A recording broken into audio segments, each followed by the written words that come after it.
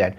So first of all, welcome to Kara Startup. Thank you, Aman. तो before starting and shooting questions, मैं चाहता हूँ कि आप अपना introduction दो and we'll come to the point directly. Sure. So I'm Arush Dhawan, founder and CMO of Service. We are into after sales service for the electronic industry. Apart from that, मेरा around 18 years of experience है across industries, चाहे वो FMCG हो, media हो, publication, hospitality, electronics. तो across categories मैंने काम किया है, mostly into business development, sales, marketing. ये मेरा core areas रहे हैं to work with. ग्रेट. सो आपने नेस्ले में अपना जॉब स्टार्ट किया था, राइट? एंड उस समय अगर एफएमसीजी डिस्ट्रीब्यूशन की बात करें वो अपने पीक कॉम्प्लेक्सिटी पे था, राइट? सो उस जॉब ने एक्चुअली आपको क्या सिखाया? तो MBA ने हमको सिखाया, एक स्ट्रक्चर दिया हमें कि कैसे काम होता है, right? MBA taught us spreadsheets, but Nestle and FMCG taught me knowledge on the streets. तो बहुत ज़्यादा डिफरेंस था उसमें. एक स्ट्रक्चर तो था हमारे पास कि क्या करना चाहिए, कैसे करना चाहिए, बट एक्चुअल में जो ऑन ग्राउंड रियलिटीज वो जाके नेस्ले में जाके पता लगी, FMCG सेक्टर में काम करके पता लगी कि इंडिया एक मार्केट नहीं है. ये 10,000 अलग बिहेवियर है, कस्टमर बिहेवियर है जिसको आपको हैंडल करना है. तो that was the main learning जो ऑन स्ट्रीट समझ आई कि डिस्ट्रीब्यूशन कैसे होता है और क्या क्या उसके अंदर इन्वॉल्व होता है, अपार्ट फ्रॉम कि माल मूव कर रहा है from factory to a distributor to retailer to customer. उसके बीच में बहुत सारी चीजें आती हैं. आपके क्रेडिट्स आते हैं, रिलेशनशिप आता है विद द रिटेलर, आपकी विजिबिलिटी कितनी है, माल कैसे मूव होता है, लॉजिस्टिक्स क्या है, उस सब जाके वहां पे ग्राउंड पे समझा हमने. Right. So माल बेचना एक different part है and selling a habit is a different thing. So what is the basic difference between selling a product and selling a habit? See, selling a product is a one time thing. ठीक है. Selling a habit starts from selling the product. जब आप पहली बार product बिकता है उसके बाद आप एक हैबिट बनाने का काम शुरू करते हैं. Let's take an example of Maggi. ठीक है. Maggi as a product उन्होंने कभी लॉन्च ही नहीं करा. उन्होंने बोला कि हम लोग 2 मिनट्स की कन्वीनियंस फूड बेच रहे हैं. ठीक है. आपको इंडिया की तब तक हैबिट थी कि रोज खाना बनता था, पूरा टाइम लगा के बनता था. ठीक है. सुबह से लोग लगते थे, तैयारी करते थे. वो एक हैबिट थी इंडिया की. वो पूरी हैबिट चेंज करनी थी. अगर वो ये बोलते कि हम लोग आपको नूडल्स बेच रहे हैं तो वो इतना सक्सेस नहीं होता. उन्होंने बोला कि 2 मिनट कन्वीनियंस बेच रहे हैं. तो वो हैबिट चेंज करी लोगों की कि जल्दी से खाना कैसे बन सकता है, वो एक हैबिट में वो लेकर आए. वहां से वो प्रोडक्ट सक्सेसफुल हुआ. 5-6 साल लगे स्ट्रगल करने में, हैबिट बदलने में. ऐसा नहीं था कि ये वन डे हो गया. 5-6 साल तक उन्होंने इतनी सैम्पलिंग्स करे, इतने तरीके के इवेंट्स करे कॉर्पोरेट्स में, सोसाइटीज में, तब जाके वो हैबिट धीरे धीरे बदली. अब आप आज तो देख ही सकते हो वो कहाँ पहुंच गए. राइट. सो नेस्ले की बात करें और भी कंपनी में जो आपका एक्सपीरियंस रहा है, जब आप ग्राउंड रियलिटी समझने की कोशिश करते हो तो एक्चुअली आपको रियल भारत में जाना पड़ता है. आप जब गाँव में जाते हो, लोगों से मिलते हो तो एक्चुअल साइकोलॉजी आपको समझ में आती है. तो आपने ऑन ग्राउंड सेल्स भी मैनेज किया, right? So what is one myth that founders have about this people from Bharat, tier 3 and tier 4 cities में? क्या उनको लगता है कि misconception है कि लोग ऐसे होंगे and they're afraid to go into smaller towns to sell their product and services? मैं इसका एक एग्जांपल दूंगा कि आज की डेट में इन्फ्लुएंसर मार्केटिंग बहुत चल रही है. ठीक है. बट सालों से जो सबसे बड़ा इन्फ्लुएंसर FMCG कंपनीज के लिए वो रिटेलर है, राइट? ठीक है.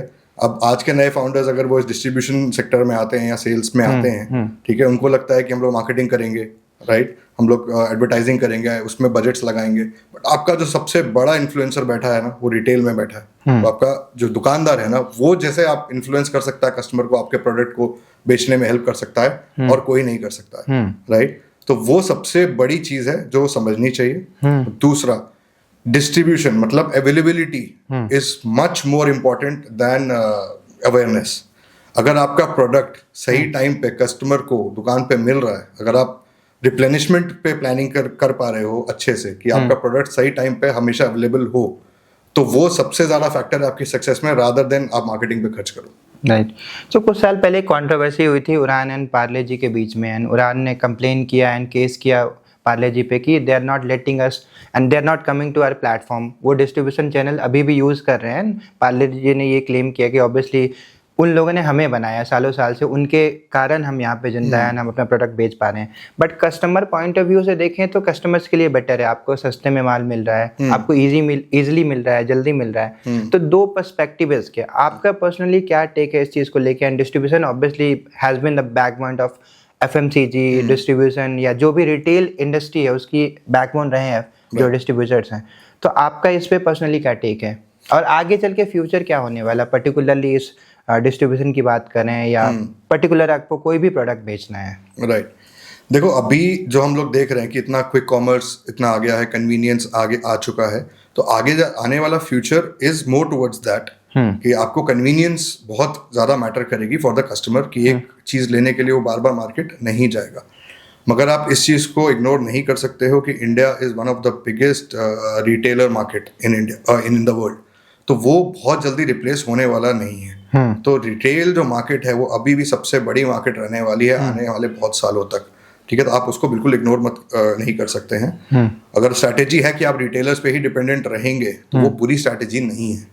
अनलेस एंड अनटिल आपके प्रोडक्ट को आप चाहते हो कि बहुत जल्द हर जगह अवेलेबल हो जाए, हर सिटी में अवेलेबल हो जाए, हर पिन कोड पे अवेलेबल हो जाए, तो आपको मल्टी चैनल आप जा सकते हो। बट रिटेलर चैनल अभी भी वो डेड नहीं है और आने वाले बहुत सालों तक डेड नहीं होने वाला। If you have a strategy कि आप सिर्फ रिटेलर से काम करना चाहते हैं, ट्रेडिशनल ट्रेड में काम करना चाहते हैं, तो it's a good strategy. So convenience is good. Online हम खुद भी हैबिट चेंज हो रहे हैं, धीरे धीरे हैबिट चेंज हो रहे हैं, बट ऑफलाइन का जो सिग्निफिकेंस है, जो इम्पोर्टेंस है, हम उसको कभी भी दरकिनार नहीं कर सकते, राइट। एंड सॉरी, ठीक है।